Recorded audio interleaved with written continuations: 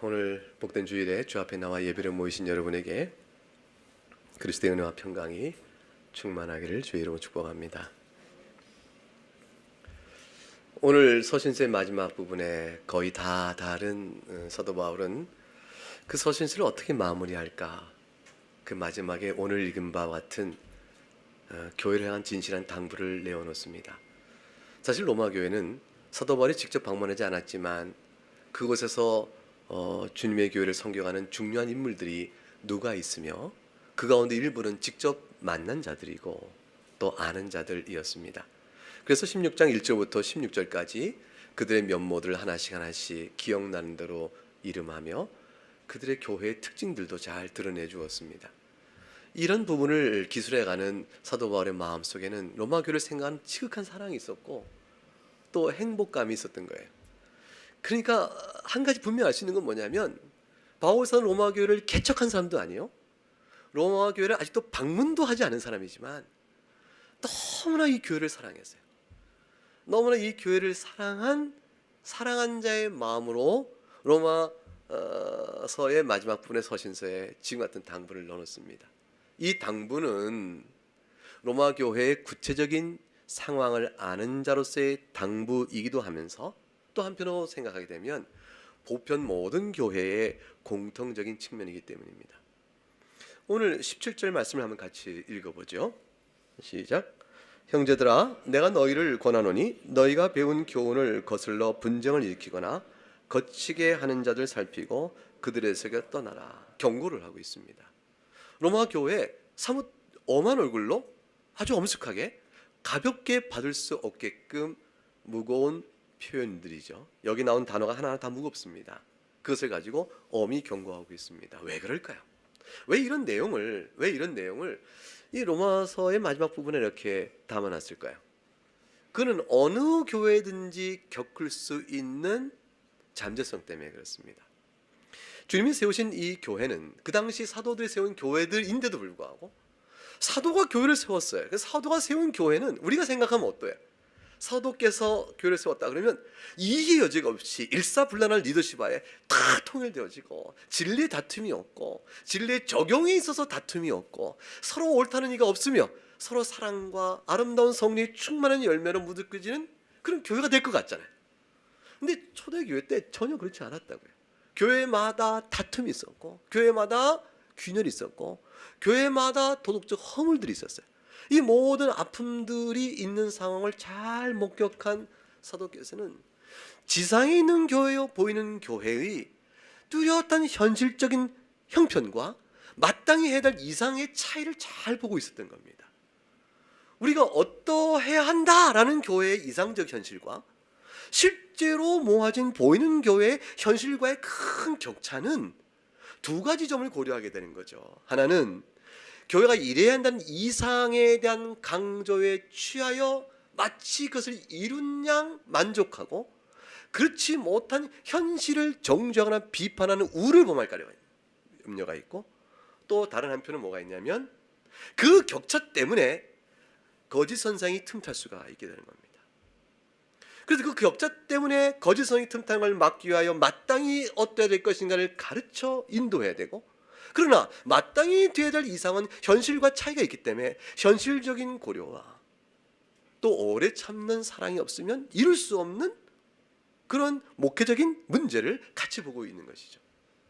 바울서는 그 가운데서 로마 교회를 너무너무 사랑하고 교회가 어때야 될 것이고 또 우리가 믿는 복음의 도리가 무엇인가를 1장부터 지금까지 쫙 강설해 오고 12장부터 실천적 교훈들을 쭉 강설해 오고 특별히 교회론적인 모든 교훈을 강설해 오고 나서 지금 이 당부를 하는 겁니다. 어느 교회나 그렇게 될 수 있기 때문입니다.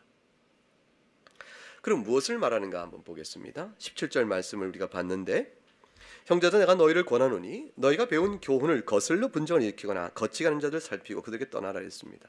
너희가 배운 교훈을 거슬러 분쟁을 일으키는 자, 이게 어떤 자들 의미하죠? 한마디로 거짓 선생입니다.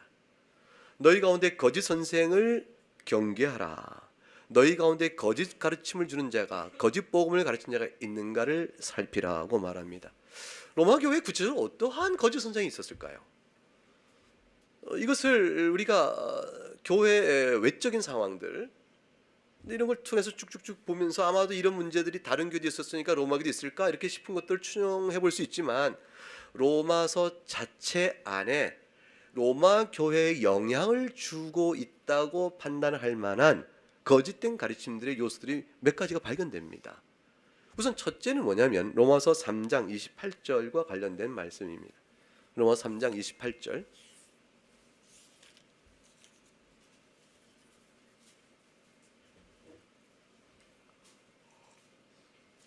같이 읽어보죠. 시작. 그러므로 사람이 의롭다 하심을 얻는 것은 율법의 행위에 있지 않고 믿음으로 되는 줄 우리가 인정하노라. 결국 로마 교회에 있었던 중요한 진리와 관련된 시험적 요소는 뭐냐면 우리가 의롭다함을 받는데 어떤 방식으로 그것을 받느냐라는 것이었습니다. 그것이 3장 28절에 강조된 것처럼 두 가지가 대비되고 있는 거죠. 하나는 율법의 행위를 통한 것이다. 하나는 믿음으로 의롭다함을 받는다. 이 두 가지의 생각이 교회 안에 정리가 될 필요가 있었습니다. 사도 바울은 그 사실을 알고 이 서신서에 분명히 가르친 것이죠. 행함이 있어야 의롭다함을 받는다고 말하는 사람이 있다고 쳐봅시다. 그들이 혹시 야고보서가 먼저 있었다면 야고보 사도의 말을 인용할지도 모르죠. 너희가 믿음이 있다 하고 행함이 없으면 헛된 믿음이니 그것을 볼진대 믿음으로 의롭다함을 받는 것이 아니라 행함으로 의롭다함을 받는다라는 말씀의 교훈들이 마치 정말로 우리가 그리스도의 공로, 십자가 공로로 우리가 의롭다함을 받는 모든 일이 행함으로 된다는 생각을 주장하는 자도 있게 되어 있을 수 있습니다. 이것은 매우 그럴듯한 설명을 가능케 하는 것이죠. 그래서 사도 바울은 분명히 말합니다. 믿음으로 의롭다함을 받는 것이라. 그럼 야고보 사도의 교훈을 저들이 오해한 것이죠. 그것은 무엇이냐면 믿음으로 의롭다함을 받을 만한 합당한 믿음은 행함의 증거를 나타내 보이느니라 라는 것입니다. 그래서 행함의 증거를 나타내 보이는 믿음으로 의롭다함을 받는 것은 아무리 믿음과 행함의 증거가 불가분의 관계요, 필연적인 관계요, 본질적 관계요, 또 원인과 결과의 관계요, 어떤 말로 설명하더라도 행함으로 의롭다함을 받는 것이 아니고 믿음으로 의롭다함을 받는 것입니다. 이것은 굉장히 중요한 사실을 우리에게 말하는데, 우리 있어서의 어떤 행함의 증거라고 말할 만한 경건이든 도덕적인 흔적이든 그것을 가지고 내가 이것이 있사오니 그리스도의 십자가의 보혈의 공로로 내가 의롭다함을 받을 만하겠습니다라고 내놓을 것이 애초부터 불가능하다 사실을 전제하는 것입니다. 우리에겐 그것이 없습니다. 아무도 없습니다.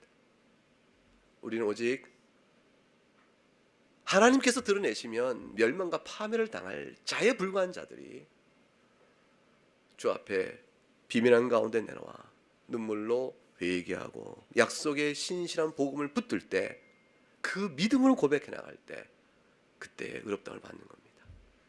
그 의로움의 놀라운 은혜 역사는 죄인 나를 하나님의 자녀 삼으시는 하나님 놀라우신 금율은 우리 가운데 변화의 역사를 시작하시는 것이죠.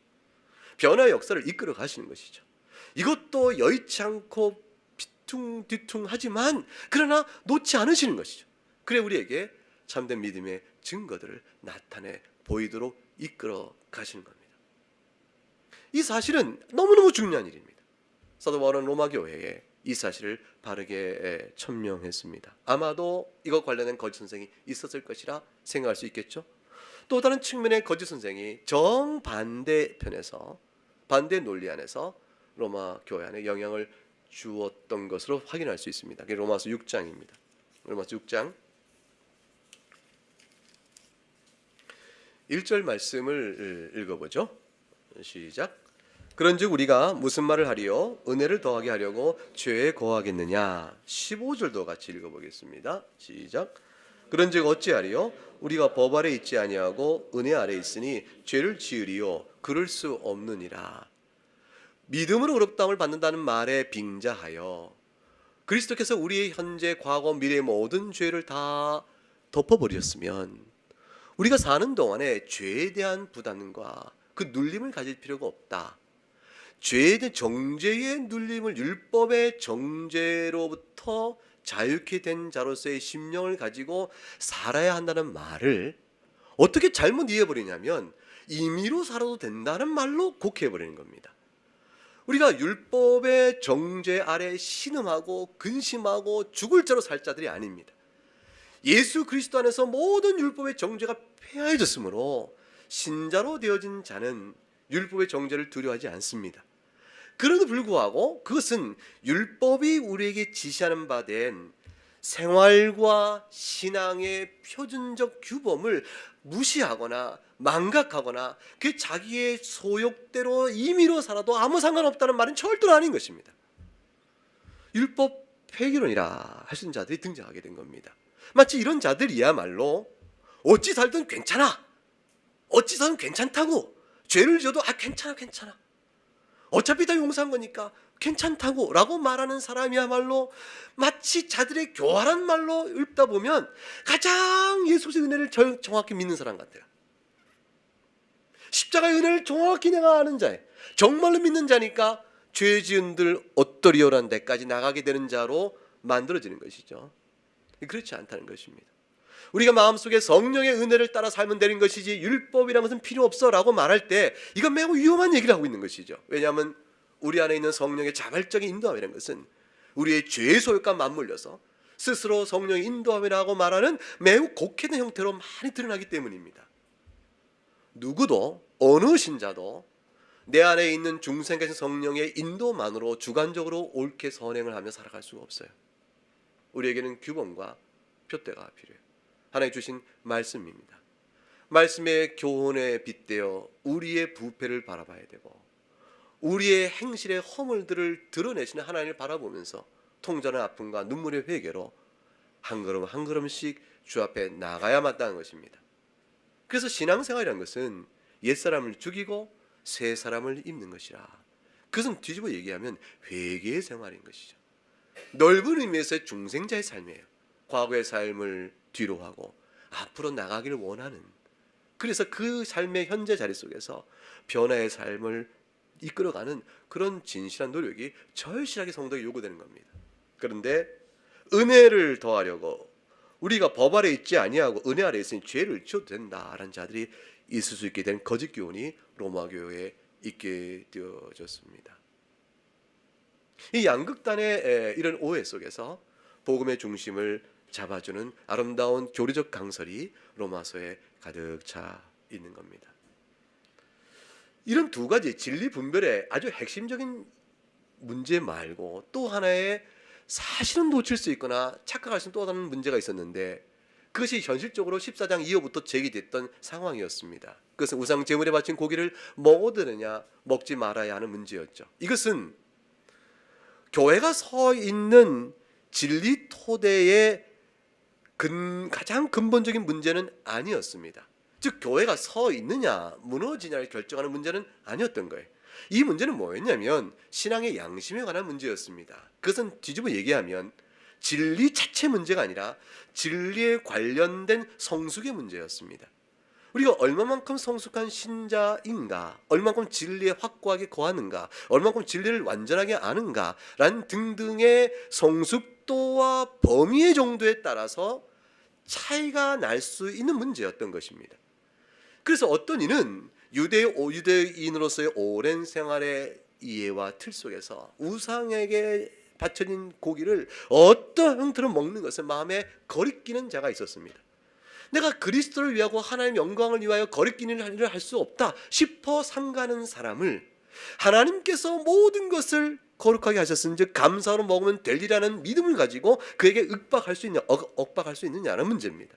반대로 그렇게 거리끼는 자가 먹는 자를 보고 세상에 저런 자가 많나 라고 말할 수 있겠는가 라는 문제가 교회 안에 실제하고 있는 것이죠.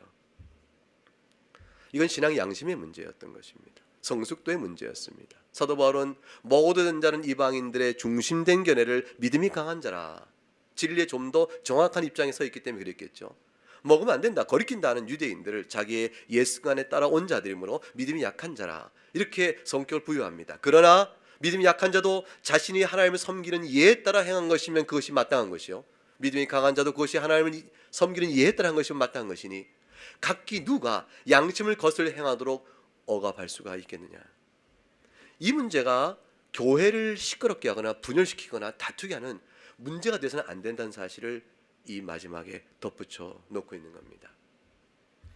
우리의 미련함과 지혜 없으면 또 자기를 옳다 하는 모든 근본적인 속성들은 이런 문제에 대해서 대처를 잘 못하게 됩니다. 그리하여 다툼의 시비를 일으키고 더욱더 불같이 일으켜서 교회를 결국 쪼개거나 가르거나 평화를 잃어버리게 하지요. 이런 일들이 사도 바울이 세웠던 교회들이나 다른 사도가 세운 교회나 어디에나 늘 있어왔던 모습을 보게 된 겁니다. 이건 모든 보편 교회의 일반적 현상으로 나타나고 있는 모습인 겁니다. 연약하니까, 우리가 다 진리 이해가 부족하니까 이런 일들을 피하기 어려울 만큼 일반화되어 있었습니다. 초대의 교회부터 있었고 2000년 교회사 속에 항상 있어왔던 문제입니다. 그렇다고 해서 그것이 보편적 양상이라고 해서 어느 한 개교회가 그것을 반드시 겪을 이유는 없습니다. 결국 여기에는 우리의 신앙적 과제와 교회를 세워가는 사람들의 마음씀이 우리 목표가 필요한 것입니다. 그리고 신앙의 성숙도가 필요한 것입니다. 어느 교회나 교회사 속에 많이 봤던 일이라 하는 보편적 양상이라는 것으로 인해서 모든 교회는 다 겪어야 돼 이럴 필요가 없는 것이죠. 그러면 우리는 살펴봐야 하는 것입니다. 그래서 사도 바울은 자신이 세웠던 소아시아와 또는 저 유대와 또는 아가야와 마게도냐에 있었던 모든 교회들 속에 나타나는 양상들을 잘 보고 로마교회에 당부하는 것이죠. 당신들의 교회는 이런 모든 그리스도의 교회 안에 있는 이런 형태의 모습이 좀 없도록 애써 보시오. 주의 은혜를 구합시다 라고 당부하는 겁니다. 절실한 사랑의 마음으로 주시는 것이죠. 이 당부가 오늘 우리 나그네 교회에 받는다면 우리 똑같은 교회를 받는 거죠. 우리가 진리 가운데 복음의 바른 이해 가운데 있도록 힘써 분별해야 합니다. 그리고 또한 양심의 문제에 따라 시끄러운 다툼이 나오지 않도록 노그러운 관용과 이해를 가질 만한 성숙이 우리에게 절실하게 요구되어집니다. 이러한 내용을 이해하고 보게 되면 우리가 지난주에 설교 말씀을 들었던 16장 16절의 말씀이 다시 한번 읽히죠. 16장 16절을 같이 읽어볼까요? 같이 읽어봅니다. 시작. 너희가 거룩하게 입맞춤으로 서로 문안하라. 그리스도의 모든 교회가 다 너희에게 문안하니라. 거룩하게 입맞춤으로 문안하라는 말씀 속에 입맞춤의 문안 속에는 뭐가 있다고 그랬습니까? 교회적 일치와 성도의 교제가 있다고 말씀드렸습니다. 근데 거룩하게라는 말씀 속에는 결국 어떤 내용이 들어있을까요? 진리에 견고하게 서서 그리하여 진리가 가르침 받으로의 성령의 거룩한 인도함에 따라 사랑으로 일치를 이루세요 라는 표시가 거룩하게 입맞춤하라는 말씀 속에 깔려있는 영적 성질이죠. 그냥 뭐 아무렇게나 아무런 마음도 없이 친구의 마음에 간절함도 없이 그냥 그렇게 하라 이런 형식 인사를 명한 것이 아니고 이 안에 주어진 내면 안에 주는 중요한 영적 교훈이 있는 겁니다. 모든 주 예수 그리스도의 교회가 너에게 문안하라는 말씀 속에 보편교회 인사를 전하는데 보편교회 인사 속에 무엇이 담겨 있을까요? 우리가 이제 먹는 것이 없을 때는 아침 진지 드셨습니까? 요즘 그렇게 인사하는 사람 없는 것 같아요. 아침에 인사하면서 진지 드셨습니까? 이렇게 인사하신 적 있습니까? 요즘 밥 먹는 사람이 어디 있어요? 이렇게 밥 먹는 사람이 어디 있다고 그런 인사를 요즘 그런 인사 없어졌어요 우리나라에. 근데 예전 다 그렇게 아침에 진지 드셨습니까? 인사했단 말이죠. 관심사죠. 모든 예수 그리스도의 교회가 문안을 전한다는 말씀 속에는 관심사를 가지고 봅니다. 혹시 아픈 사람은 아프지 않나? 전염병이 퍼졌을 때는 밤새 별일 없었어? 이렇게 병이 관심이 있듯이 보편교회 관심 속에는 그리스도의 건전한 복음의 확립과 모든 이단 사설과 거짓 교훈으로 인한 소용돌이 속에서 그 교회는 어떠한가? 문안이 전해지는 게 있죠. 로마 교회는 어떠한가? 복음 안에 서 있고 또 거짓 사설에 흔들림은 없는가? 이것을 묻는 인사성이 전해지게 됩니다. 그런 모든 내용 속에 함축된 의미를 우리가 묵상해 볼 수가 있습니다. 구체적으로 한번 적용점을 찾아보도록 하겠습니다. 이 적용점은 본문이 주고 있는 적용점입니다. 첫째는 17절에 내가 너희를 권하노니 하고 경고를 합니다. 그리고 너희가 배운 교훈을 거슬러 배운 교훈을 거슬러 어떤 교훈을 의미하는 걸까요? 배운 교훈이라는 것은 우리에게 중요한 사실을 암시해 줍니다. 그것은 뭐냐면 사도들의 교훈입니다. 교회는 오직 예수 그리스도의 구속 사역에 토대를 둡니다. 예수 그리스도의 구속 사역은 우리에게 진리로 가르쳐지는데 그 진리로 가르치는 세워진 종들이 사도들입니다. 그 사도들의 전통과 가르침은 교회가 서야 될 유일한 현실적 토대가 됩니다. 그 사도들의 모든 가르침은 어디에 담겨 있을까요? 성경 외에는 없습니다. 보이지 않고 기록되지 않는 전통 속에 사도 전통이 있다고 말하는 것은 전부 믿을 것이 못 됩니다. 로마 교회가 그렇게 말하는 것이죠. 로마 교회가 기록된 말씀 외에 기록되지 않은 하나의 말씀이 있는데, 그거는 모든 사도들로부터 세워진 교황과 그 직분자들 통해 그 주교들 통해서 내려오는 교환에 담겨진 전통이라고 그래요. 그 전통으로 임의로 기록된 성경 말씀의 교훈에 어긋난 일을 방자히 행하며 동등한 권위에 두고 있는 실정이죠. 그런 것이 없습니다. 오직 기록된 말씀에 비추해서 배운 바 전통을 확인해 갑니다. 그것은 데살로니가 후서 3장 6절에 나와 있는 말씀도 동일합니다. 같이 읽어보겠습니다. 데살로니가 후서 3장 6절.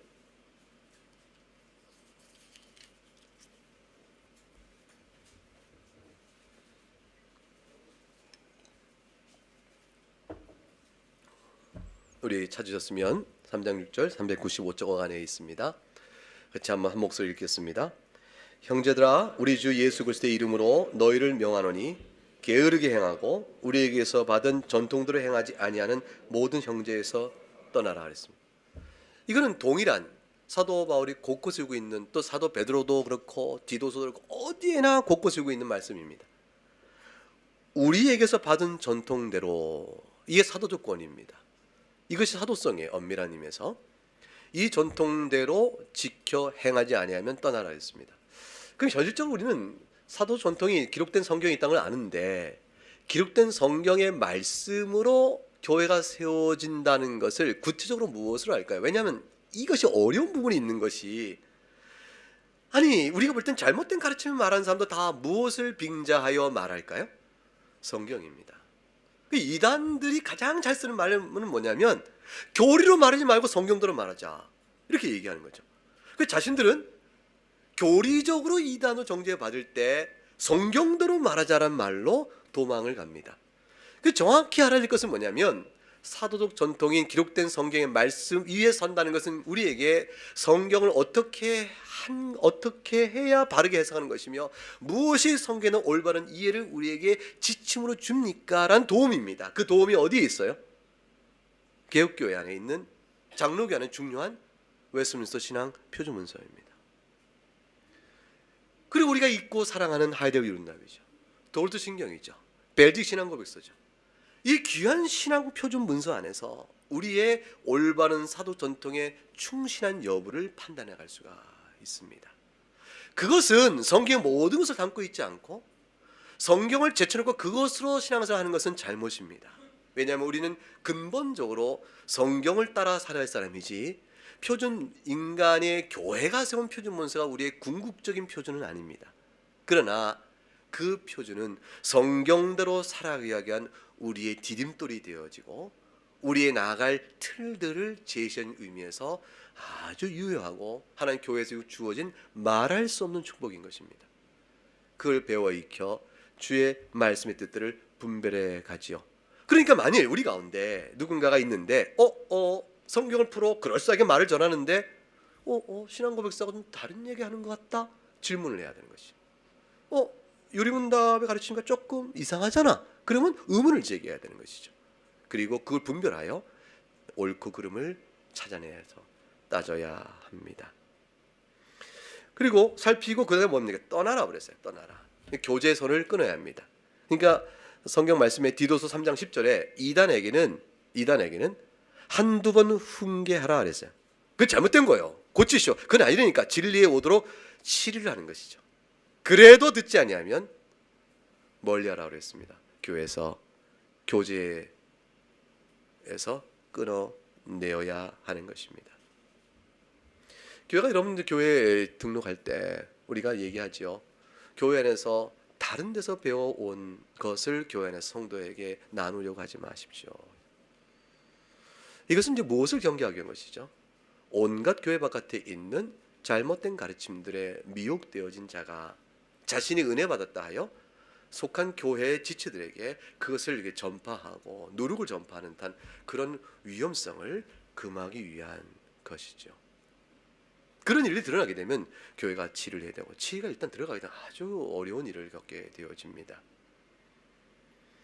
이러한 자들에게서 떠나라고 말씀했습니다. 왜 그런가? 이런 자들은 어떤 자들인가? 18절에 그들의 영적 성격을 설명합니다. 18절 같이 읽어보죠. 시작. 이 같은 자들은 우리 주 그리스도를 섬기지 아니하고 다만 자기들의 배만 섬기나니 교활한 말과 아첨하는 말로 순진한 자들의 마음을 미혹하느니라 그랬습니다. 거짓을 말하고 사람을 모으려니 말의 솜씨가 좋아야 합니다. 그 솜씨가 좋은 말을 교활한 말 그런 겁니다.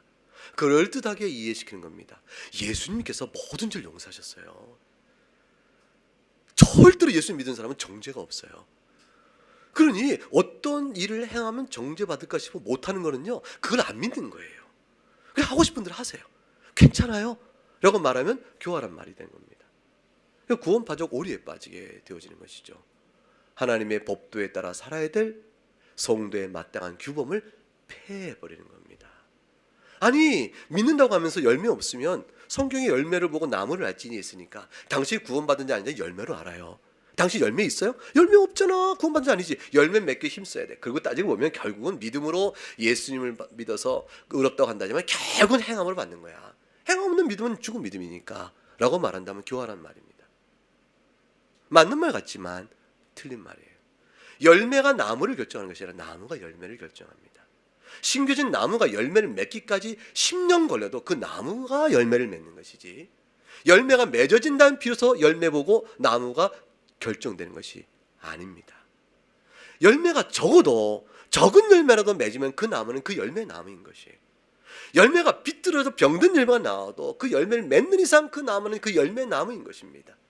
나무가 열매를 맺는 것이 신앙, 즉 그리스도 안에 받는 은혜가 우리의 모든 행함을 결정하는 것이, 증거를 드러내는 것이에요. 이 순서가 바뀌는 영적 이해는 어느새 우리를 하여금 그리스도 앞에서 멀어지게 만듭니다. 교활한 말이죠. 그럴듯한 것 같지만 틀린 말입니다. 이 말의 균형을 갖고 복음적 가르침 속에서 용서하시는 하나님과 거룩함을 이끄시는 하나님의 이 은혜의 복음을 어떻게 이해하는가 얼마나 중요한지, 말의 순서와 앞뒤와 경중의 강조점의 차이에 따라서 교인들은 그걸 이해하기에 바쁘게 되어집니다. 여기에 교활한 말의 틈이 들어가면 신앙적 지식의 한계는 부족하고 이상적으로 알아야 될 교리의 수준은 여기까지인데 그 빈틈 사이에 끊임없이 거짓들이 들어가게 됩니다. 이 같은 자는 교활한 말로 성도를 모읍니다. 그 다음에 아첨하는 말로 순진한 자를 미혹한다고 되어 있습니다. 아첨한다는 말은 뭡니까? 당신이 옳다, 잘한다고 말하는 거예요. 정말 훌륭하네요 라고 말하는 겁니다. 어떤 사람이 율법의 행위로 구원받는 줄 알고 열심히 그 앞에 행합니다. 그리고 이 사람 마음속에 늘 생각이 있습니다. 이만큼 내가 이렇게 잘했으니 하나님 날 이뻐하실 거야. 자, 이제 조금만 실수와 허물이 있으면 하나님 나 직노하시고 영원한 지옥에서 꺼내시고 나 하나님의 자녀가 못된 자가 되는 게 틀림없어. 이게 하늘과 땅 사이에 왔다 갔다 하면서 춤을 추며 평생 신앙생활을 합니다. 그런 자를 위해서 맞다 라고 말합니다. 그러면 아첨하는 말이 되어집니다. 그리스도의 복음의 자유함을 자랑하면서 임의로 행동하고 죄악된 행위를 하나 부끄러움이 없는 자를 가리켜서 그래 그리스도의 은혜를 네가 제대로 아는구나 라고 말한다면 그건 아첨하는 말이 되어집니다. 그 사람은 옳다 말하니까요. 진리에 거슬린 자를 옳다 말하는 모든 일들은 다 아첨하는 말이 되어집니다. 그렇게 되어지면 순진한 자요. 순진한 자는 아직 어리석은 자예요. 속기 쉬운 자입니다. 단단한 식물을 먹지 못하고 있는 자죠. 그래서 아직 배움의 지식과 복음의 지식이 자라야 될 그 바탕에 있는 그런 사람들에게 겨우 죄의식을 갖고 겨우 예수님 내 죄를 용서하셨어? 아 정말 좋겠다. 나 주님 믿으려. 이렇게 겨우 걸어마요 오는 어린 신자부터 시작해서 이제 조금씩 신앙의 도를 배워가는 사람들을 전부 미혹하게 되어지니 이런 자들을 조심해야 합니다. 왜 그럴까요? 예수 그리스도의 복음에 충실하지 않기 때문에 그렇습니다. 그리스도를 주로 섬기는 자가 아닌 것이죠. 그리스도 복음에 충실하고자 하는 마음이 없는 자인 거죠. 그러면 무엇이 그들의 모든 사역과 생각에 지배되는 것이겠어요? 자기 배라 성경이 그렇게 말씀합니다. 다시 말하면 그들이 경건의 이익을 자기의 유익의 경건을 자기 유익의 방도로 삼는 자라. 이게 디모데전서 6장 5절에 하신 말씀입니다. 그들은 어떤 자냐? 다른 교훈을 가르치는 자다. 그리스도 예수 그리스도의 말씀에 벗어난 자다. 경건에 관한 교훈을 따르지 아니하는 자다. 그들은 교만한 자다. 아무것도 모르는 자다. 그런데 변론과 언쟁을 좋아하는 자다. 투기와 분쟁과 비방을 일으키는 자다. 악한 생각을 갖는 자다. 마음이 부패한 자다. 진리를 잃어버린 자다. 결국에 이들은 실천적으로 경건을, 종교를, 신앙을 이익의 재료로 삼는 사람이라. 디모데전서 6장 3절부터 5절에 성격 규정했습니다. 오늘 16장 로마서 16장 18절의 말씀이 동일한 상황을 지적하고 있습니다. 첫 번째 로마 교회에 준 교훈은 뭐냐면 따라서 거짓 선생을 잘 살펴서 그들을 너희 가운데서 내어 쫓으라. 첫 번째 내용입니다. 악한 것이 무엇인가를 분별하는 일이 있죠. 두 번째는 이것과 정반대 내용이에요. 그러기 위해서 로마 교회가 힘써 갖춰야 할 것을 교훈합니다. 그것이 19절이죠. 같이 읽어봅니다. 시작. 너희의 순종함이 모든 사람에게 들리는지라. 그러므로 내가 너희로 말미암아 기뻐하노니 너희가 선한 데 지혜롭고 악한 데 미련하기를 원하노라. 사도 바울은 여러분들이 복음의 순종을 내가 너무 기뻐합니다라고 말합니다. 사실 이 얘기는 로마서 곳곳에 계속 있어요. 1장 5절에 그런 말면 우리가 은혜와 사도의 직분을 받아 그의 이름을 위하여 모든 이방인 중에 믿어 순종하게 하노니, 이게 사도 바울의 직분의 부르심입니다. 그래서 여러분들이 그리스도의 복을 믿고 순종한다는 소식을 들을 때 나는 나를 이방인의 사도 부르신 그리스도의 직분의 일이 성취되는 걸 보고 너무 기뻐합니다라고 말하는 것이죠. 로마서 6장 16절에 너희 자신을 종으로 내주어 누구에게 순종하든지 그 순종을 받는 자의 종이 되는 줄 너희가 알지 못하느냐. 혹은 죄의 종으로 사망이 이르고 혹은 순종의 종으로 이르니라. 이 순종이라는 굉장히 중요한 요소를 이루죠. 주인이 누군가를 드러내줘요. 우리가 실족하여 죄를 범할 때 그 순간에 죄의 종이 되어버린 겁니다. 성령 안에서 깨우쳐 돌이켜 회개하며 믿음 안에 돌아올 때 그것을 벗어버리고자 나올 때 하나님의 은총이 그에게 임해지면 예수님이 우리의 주인 되시고 우리가 그의 종이 되어진 겁니다. 이런 왔다 갔다 하는 것이 아니고, 신앙 실존은 왔다 갔다 하지만 신분적 정체성은 그리스도의 종으로서 우리가 살아가기 때문에 주님께서 그 은혜를 우리에게 베풀어 주신 것이죠. 그래서 그 순종함을 이루기 위하여 로마 교회에 주고 있는 내면적 중요한 영적 사실을 이렇게 표현하고 촉구합니다. 그것이 뭐냐면 너희가 선한 데 지혜로워라, 악한 데에서는 미련하라, 이렇게 말합니다. 이 선한 데는 것은 하나님 기뻐하신 일, 하나님의 교훈, 악한 데는 하나님의 교훈에 어긋나는 것, 이 두 가지로 그냥 쉽게 구분할 수 있습니다. 하나님께서 미워하시고 하나님의 교훈에 어긋나는 일에 대해서는 미련하라는 말은 순전하라는 뜻이에요. 그 어린아이가 아니야 나 그건 전혀 모르는 자가 되라는 것입니다. 그래서 악한 일을 하자 그러면 아니야 나 그거 아니야 그거 싫어.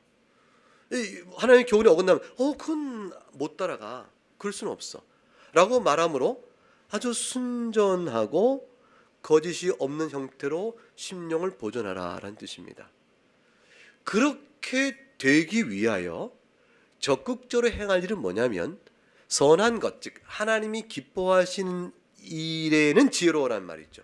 이 지혜로운 말인 것은 지식, 하나님이 기뻐하시는 무엇인지를 알라라는 말보다 조금 더 실천성이 강화되고 있는 말이죠. 왜냐하면 지혜라는 것은 목적을 잘 분별하여 그 목적과 목표를 이루기 위하여 필요한 수단과 방편을 찾아내 그 일을 행하고자 하는 열심과 분별력을 포함하는 말이기 때문에 그렇습니다.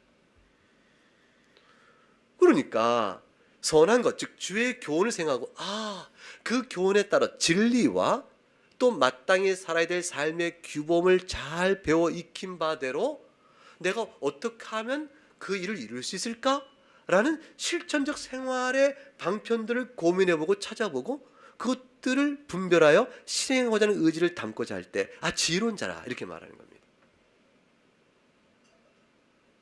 지혜로운 자라. 술을 먹으면 망가지는 교인이 있어요. 워낙 잘 먹어요. 근데 먹으면 이제 이 주사가 보통 큰 게 아니에요. 그러니까 이 사람이 술만 먹으면 실수를 하는 거예요. 술 깨고 난 다음에 제가 이렇게 어제도 조금만 먹어야 되는데 많이 먹어서 이렇습니다. 이래서 또 이제 이 생활을 한 30년 신앙생활 한다면서 하는 사람이 있어요. 이분이 이제 안 고쳐지니까 이거 어떻게 하면 좋습니까? 물어요. 그래서 이제 어째 술을 많이 먹는가 봤더니 술집을 항상 퇴근할 때마다 지나가는 거예요. 이렇게. 그럼 어떻게 합니까? 퇴근길을 달리 돌아가십시오. 그게 답인 거예요. 술 좋아하는 사람이 술집 옆을 지나가면, 술집 골목을 지나가면서 어떻게 멈춰요? 다른 데로 퇴근하십시오. 이거를 찾아내는 것도 사소한 일 같지만 중심의 주님을 바라보는 뭐죠? 지혜로운 결정이 되는, 선한 데 지혜로운 자의 결정이 되는 겁니다. 우리가 각각의 신앙 안에서 강한 면모가 있고 약한 면모가 있고 우리의 성정을 잘하는 주 앞에서 나도 아는 부분들이 있습니다. 지혜롭게 행하기 위해서 어떻게 분별할 것인가를 판단해가는 일이 굉장히 중요하죠. 그래서 데살로니가서 5장 21절과 22절에 이런 말씀이 기억납니다. 범사에 헤아려 좋은 것을 취하라. 그리고 그 다음 말이 있죠. 악은 어떤 모양이라도 버리라 그랬습니다. 결국 선한 데는 지혜로우라는 이 말씀의 뜻은 사도 바울이 교회에 주고 있는 적극적인 명령 속에 주고 있는 아주 중요한 교훈이요, 어쩌면 모든 복음서에 요약일 수 있어요. 신앙 실천적 관점에서는 성경 곳곳에 그것이 나오는데 빌립보서 1장 9절과 10절과 11절, 빌립보서 1장 9절부터 11절 말씀이 이렇게 기록되어 있습니다. 한번 찾아보죠. 우리 같이 빌립보서 1장 9절로부터 11절 말씀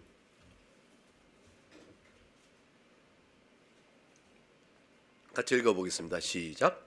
내가 기도하노라 너희 사랑을 지식과 모든 총명으로 점점 더 풍성하게 하사 너희로 지극히 선한 것을 분별하며 또 진실하여 허물 없이 그리스도의 날까지 이르고 예수 그리스도로 말미암아 의의 열매가 가득하여 하나님의 영광과 찬송이 되기를 원하노라. 여러분, 하나님께 영광을 돌리고 하나님을 찬송하는 자가 되길 원하시죠? 그러면 어떻게 할 것인가? 9절부터 11절 말씀이 나와 있습니다. 사도 바울의 기도의 내용이요 우리의 적용의 방향을 보여줍니다. 여러분의 사랑을 점점 더 풍성하게 만드셔야 합니다. 여러분의 사랑은 인간적 사랑이 아니고 그리스도의 복음의 지식과 그 지식에 따라 선한 것과 악한 것을 분별하여 살아가는 지혜로움을 포함합니다. 그걸 통해서 자라갑니다. 그리스도의 복음의 지식이 무엇인지 점점 더 많이 알고 또 그것을 지켜가고 선한과 악한 것을 분별하여 실천적으로 살아가는 지혜로운 총명이 점점점 풍성해지면 여러분의 사랑은, 하나님을 사랑하는 사랑은 더욱 풍성해져 갑니다. 10절에 그래서 지극히 선한 것을 분별하라, 진실하여 허물 없이 그리스도 날까지 이르라 라고 되어 있으니 이것은 평생에 힘쓸 내용임을 우리에게 말해줍니다. 그렇게 되면 예수 그리스도 말미암아 의의 열매, 과연 의의 열매라는 것은 훗날에 하나님께서 나중에 그리스도께서 양과 염소를 구분하여 심판하실 그날에 우리가 그 심판의 참여자가 되거든요. 재판장, 그리스도의 재판에 우리가 참여자가 됩니다. 재판은 주님이 하시는데 어떻게 주님의 재판에 우리가 동참자가 될까요? 그것은 뭐냐면 주님의 재판이 옳다는 사실을 증거하는 자로 참여하는 겁니다. 이 과연 주님의 판결은 공의로우시고 과연 옳습니다를 증거해 준 자로 참여한다는 말은 무슨 뜻이냐면 우리 가운데 주님께서 양의 근거를 제시할 만한 근거를 나타내 보이는 데 있어요. 주님께 우리에게 주신 은혜죠.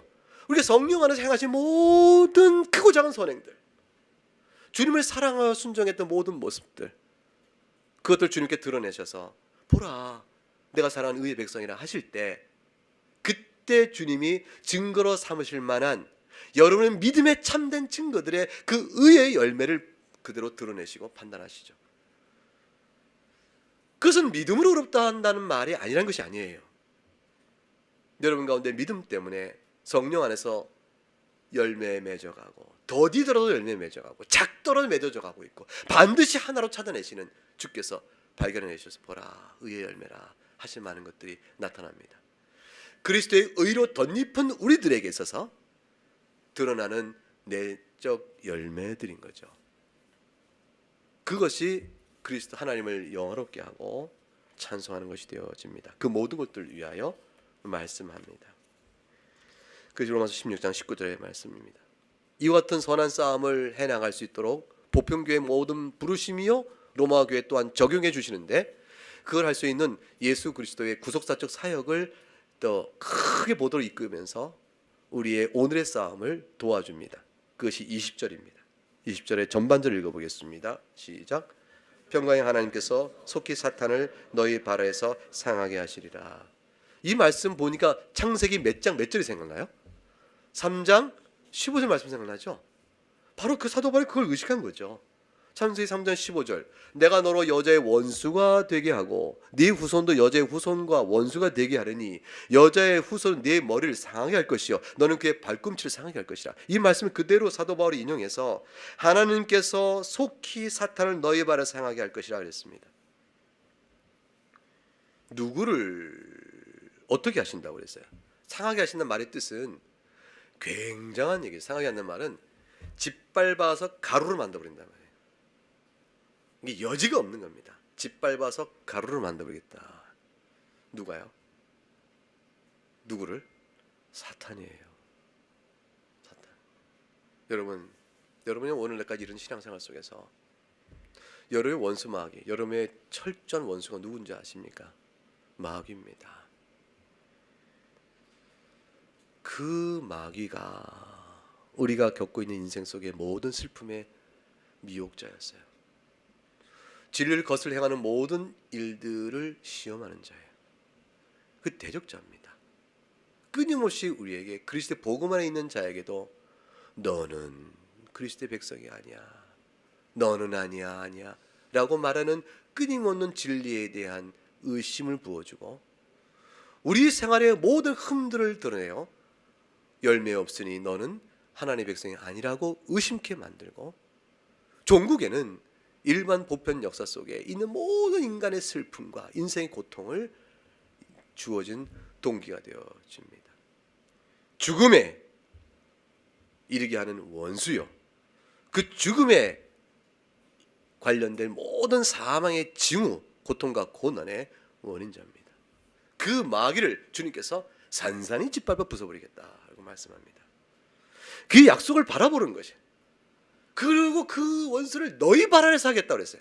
예수 그리스도의 발 아래서 되어진 일인데 우리 발 아래서 하겠다고 그러셨어요. 왜 이 적용을 확장시켰을까요? 창세기 3장 15절은 예수 그리스도의 발 아래서 사탄이 어떻게 해요? 짓밟을 거라는 말씀을 암시하는데, 지금 여러분의 발 아래서 할 것이라고 말했습니다. 그것은 뭐냐면 우리가 그리스도의 군사이기 때문에 그렇습니다.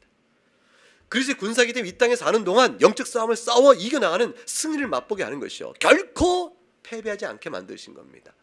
전투에 상처는 있겠지만 궁극 승리는 우리에게 주어지는 것이고, 마지막 날의 심판 때에 그리스도의 마귀를 향한, 귀신을 향한, 그와 짝했던 모든 악한 자들을 향한 그 공의의 심판이 과연 옳다는 사실을 주께서 우리에게 행하신 선한 일로 통해서 열매로 보이게 되는 것이죠.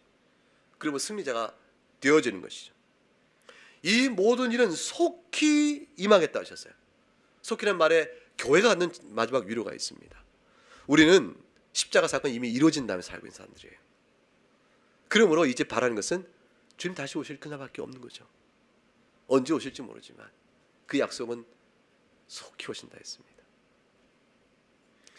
우리 당대 때, 우리 세대 때 주님이 안 오시면 걱정하지 마세요. 주님이 우리를 본향을 부르실 그날에 속히 이루어집니다. 인생이 속히 가듯이 우리의 짧은 한 세대 인생 속에도 주님은 속히 뵐 것이며, 장구한 세월도 주님 앞에서는 하루가 천년의 하루 같으니 그날도 속히 임할 것이며, 속히 임한다는 말은 시간적인 재촉뿐 아니라 동시에 반드시 이루어질 것이라는 사실도 암시하고 있죠. 반드시 이루어진다. 그러니 교회요 힘내라. 로마 교회요 힘을 내라. 나그네 교회요 힘을 내라. 네, 그런 얘기가 되어집니다. 사랑하는 교회 여러분, 이 모든 싸움의 승리자가 누굽니까? 누가 이걸 사탄을 짓밟아버린다고 하셨죠? 주어가 뭐로 되어 있어요? 20절에 하나님이신데 어떤 하나님이죠? 평강의 하나님입니다. 왜 공의의 하나님, 전능의 하나님, 능력의 하나님, 이렇게 안 하고 평강의 하나님으로 표현했을까요? 평강은 싸움이 없는 거잖아요. 여기 우리 하나님의 평강을 바르게 이해해야 됩니다. 하나님의 평강은 죄 가운데 너부러져 있으면서도 괜찮다는 게 하나님의 평강이 아닙니다. 하나님의 평강은 하나님 뜻의 온전한 성취와 실현 속에서 그의 평강이 드러납니다. 주님께서 창조하시고 보기에 심히 좋았더라 하실 때의 평강, 그리고 모든 일이 보기 좋았다 하시고 안식하실 때의 평강, 주의 뜻이 범죄하기 이전의 상태를 설명하는 모든 평강은 그것입니다. 구속사역이 필요할 때, 죄를 범한 이후부터 택한 영혼을 구원하시는 하나님의 사역은 쉼이 없으니 지금도 일하시죠. 그래서 안식일에도 아버지께서 일하시니 나도 일한다 하시는 거예요. 주님의 양식은 부름, 보내신 자의 뜻을 향하는 것이요, 그것은 정령껏 하나님의 일을 하는데 안식의 의미가 두어집니다. 일과 안식이 하나로 묶어지죠. 구속사역에서 그런 것이죠. 여러분, 이 사실 이야기는 개인적 주관적 심리 상태는요, 영적인 측면에서 보면 아주 단순합니다. 여러분이 죄 가운데 있을 때 평강하십니까? 여러분이 죄를 지면서 마음의 평강을 못 찾아요. 그런데 여러분이 죄의 문제를 놓고 회개하고 씨름하며 주 앞에 엎드려 영적 지단한 싸움에 해나갈 때, 그때는 여러분은 실제로 내면의 큰 갈등과 영적인 수고 속에 있지만 여러분의 심령은 더 없는 평강을 누리게 되어집니다. 평강의 하나님은 원수 마귀를 괴멸하고 이 땅에 그로 인한 죄의 역사와 징조를 걷어내버리고 주의 뜻을 온전히 이루게 되며 하나님의 선한 뜻을 충만히 거하게 하실 때, 만유의 주이신 주께서 만물을 충만케 하실 그날이 될 때 샬롬, 하나님의 평강이 이루어지니 평강의 하나님이 속히 사탄을 너희 발에서 향하게 할 것이라고 말씀하는 겁니다. 이것이 교회가 바라보는 소망이에요. 위로예요. 그거 하나 보고 오늘의 숙제와 과제, 임무, 방향, 누림을, 그 은혜의 즐거움을 받아가는 겁니다. 그래서 마지막 예배 20장 20절 마지막 한 줄 남은 것 같이 읽어보죠. 우리 주 예수의 은혜가 너희에게 있을지어다. 여러분, 성경 보게 되면 곳곳에서 은혜가 너희에게 있을지어다, 은혜와 평강이 너희에게 있으리라 이렇게 표현되어 있죠. 에베소 1장 2절에 하나님 우리 아버지와 주 예수 그리스도로부터 은혜와 평강이 너희에게 있을지리라. 은혜와 평강, 주의 은혜가 있어 하나님의 교훈과 뜻이 우리 안에 이루어질 때 악에서로부터 보호받고 또 선한 것으로 충만한 그 상태를 평강 이렇게 말하는 거죠. 그러면서 하나님과 화해된 자로 살아가는 거죠. 그렇게 되어집니다. 이것이 약속된 축복입니다. 이 은혜가 로마 교회 안에 가득하기를 사도 바울은 기도했고, 보편교회에 속한 모든 개교회마다 이 은혜가 충만하기를 사도 바울은 서신서에 넣어줌으로 기원을 하고 있는 겁니다. 여러분 모두에게도, 우리 나그네 교회에도, 한국에 속한 모든 교회마다, 전 세계 있는 모든 교회마다 이 은혜가 충만할 수 있기를 주의 이름으로 축복합니다.